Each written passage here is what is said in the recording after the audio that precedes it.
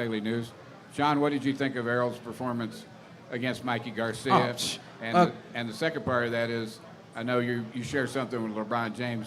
Are you going to make sure that he's at this fight with Staples Center? Yeah, I'll go with the first question first. Errol Spence did a phenomenal job against Mikey Garcia. In my personal opinion, he white-gloved him, and it was a landslide victory. I did take a look at that. Even spoke a little bit to Mikey about that fight. And I think that, along with being physically ready for a fight, you have to be mentally ready for a fight as well. And I think that, that might have been his disconnect, that from a mental standpoint, I don't think he was necessarily ready for everything that Errol Spence could bring.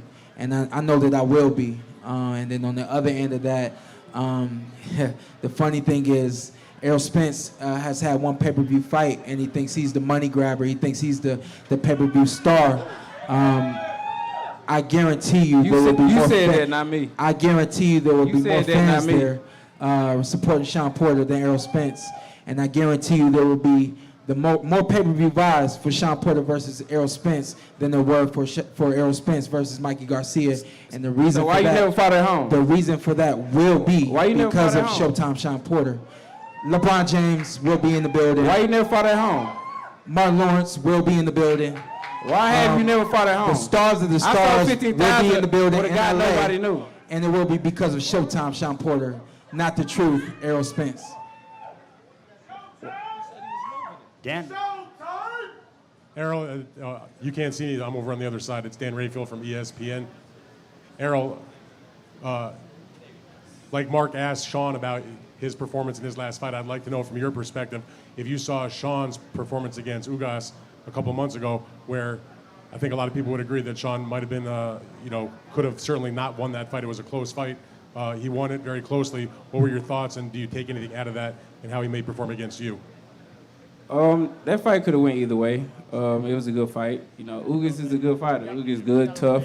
He's a Cuban Olympian. He's a guy that always comes to fight. And, I think Shawn had the wrong game plan. Shawn tried to box him and try to outpoint him, and I think that just... I had the wrong game plan? Him. That's just not him. You think I had the wrong game plan? You try to box me, see what happens. You try to box me, see what happens. I'm going to put you on your ass. You think I had the wrong game plan? You try to box me, see what happens. Yeah, you did have the wrong game plan. A lot of people thought you lost. Errol, you can box, Errol? A lot of people thought you lost. You can box, Errol? Hey, I'm not a U.S. Olympian for nothing. Answer the question, Errol. I'm not a U.S. Olympian for nothing. Answer the question, Errol. Ask Barry Hunter, your Answer the question, Errol. Ask Barry Hunter. Answer Dan's question, Errol. I can box. Why can't I? Answer Dan's question. I can't. I am excited for September 28th on pay-per-view, Mike. Man, I'm knocking his ass out. This same dude had a tough fight with Granados. So I'm not trying to hear none of y'all talking about every time he stepped up, he lost it. The only person he stepped up and beat was Danny Garcia. When he fought Keith Thurman, Kell Brook came over here and took the belt from him and hurt him a couple times. What's your prediction, Errol? I'm going to beat you up. You know I'm going to punish you. No, all the talking. What's your prediction? You know I'm going to punish you.